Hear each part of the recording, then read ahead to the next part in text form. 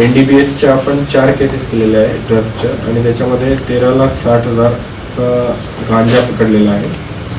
आपण 11 arms ॲक्टच्या cases केलेल्या आहे मॉडेल कोड ऑफ कंडक्टच्या दरम्यान. त्यामध्ये आपण 6 देशी पिस्टल आणि 6 राऊंड आणि 8 कोयते, 35 तलवारी अशा जप्त केलेल्या आहे.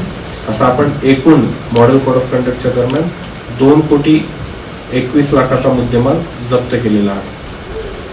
त्यानंतर प्रतिबंधक कारवाईमध्ये आपण जवळपास 10,586 लोकांना नोटीस दिलेल्या आहे BNSS 126-129 अंतर्गत. त्यामध्ये आपण जवळपास 7,489 लोकांचे इंटरिम आणि फायनल बॉन्ड घेतलेले आहेत. आपण महाराष्ट्र पोलीस ॲक्ट अंतर्गत 56 प्रमाणे 20 लोकांना हद्दपार केलेला आहे, 55 प्रमाणे 6 टोळ्यांना हद्दपार केलेला आहे आणि 57 प्रमाणे 3 लोकांना हद्दपार केलेला आहे.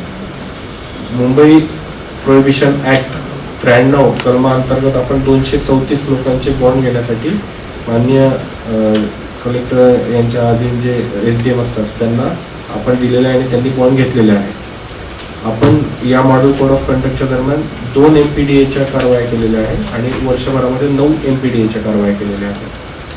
तर अशा पद्धतीने आपली जप्तीची आणि प्रिव्हेंटिव्ह ॲक्शनची कामगिरी या मॉडेल कोड ऑफ कंडक्ट दरम्यान झालेली आहे.